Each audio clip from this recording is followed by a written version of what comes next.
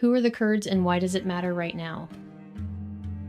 Right now, in the mountains along the Iran-Iraq border, a people with no country of their own are at the center of one of the most consequential geopolitical moments in decades. To understand what's happening, you need to know who the Kurds are and why the world keeps making promises to them that it doesn't keep. The Kurds are an ethnic minority spread across the Middle East with a shared language and culture. No state of their own. Historically marginalized across 4 countries: Iran, Iraq, Syria, and Turkey. With a population estimated between 35 and 45 million people, they are one of the largest stateless ethnic groups on Earth.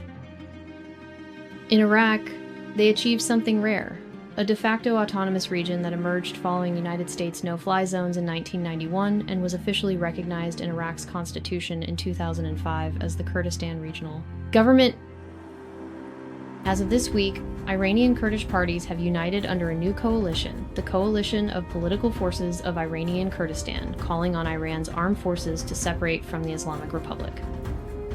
Thousands of their fighters are positioned along the Iran-Iraq border, and hundreds have already crossed into Iranian territory as the region enters a new phase of conflict. President Trump spoke directly with Kurdish leaders Masoud Barzani and Bafel Talabani this week to discuss the United States-Israel war with Iran and what coordination might look like going forward. Here is where the anthropology of this moment becomes critical. Scholars of stateless peoples and strategic alliances have long identified what political scientist David Romano calls the Kurdish paradox. The Kurds are perpetually valuable as a military asset and perpetually expendable as a political one. In 1991, after President George H.W.